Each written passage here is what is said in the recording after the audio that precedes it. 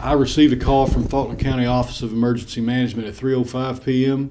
I immediately called the Arkansas Department of Emergency Management and orally declared an emergency here in the county. I made it down to the site and saw the mayor's police department actually in the Northwood subdivision, and they were out of the vehicle, and I assumed they were evacuating, working to notify the residents. I immediately turned around and went to make an assessment of the situation, determined that the water was going to run to Lake Conway within minutes, and we formulated a plan for a number of sites along the flow of oil to prevent the water from reaching the lake, and then to prevent the water from reaching the headwaters of the watershed that reached the lake.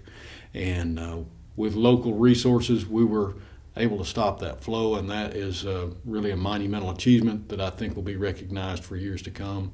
22 people have been evacuated from their homes. There's a foul stench in the air and threatened waterways as well. So we're here making sure that it doesn't get out of hand, and what needs to happen does happen.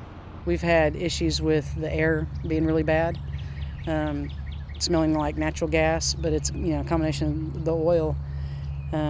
Hasn't been as bad here in this neighborhood as it has been on the other side of town. So we've been fortunate with that, but it can get to you a little bit, make you feel kind of yucky. It definitely has a smell, a very unique smell that I'm going to remember forever. Imagine propane, gasoline, butane, benzene, everything wrapped up with crude. Toxicology experts were already on campus. They arrived here about 6:30 yesterday morning to measure the air quality.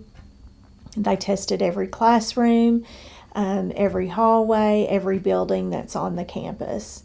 There were no reports at all of any concerns, levels of concern.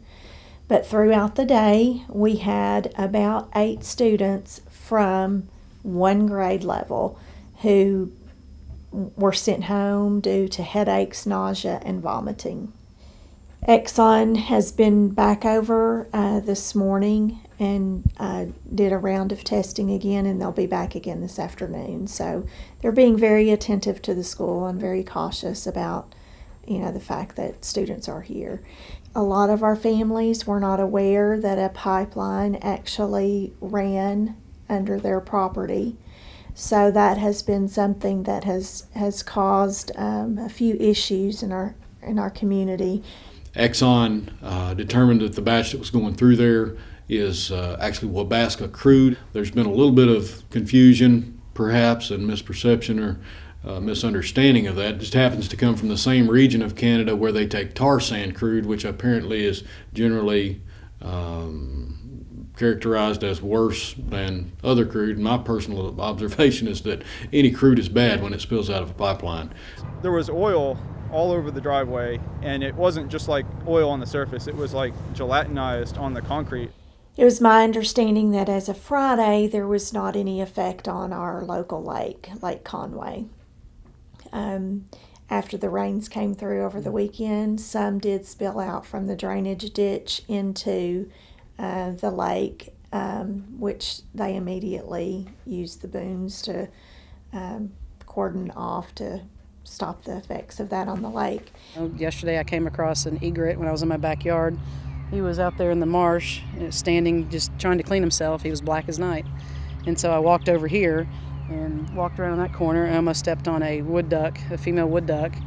She was startled and got back in the water, so I kind of kept my eyes on her and came back after she came back and found her again. Game and Fish was called. They came out and looked to see what was going on. They said they didn't have the resources yet to take care of anything, which is kind of disheartening. This is their water.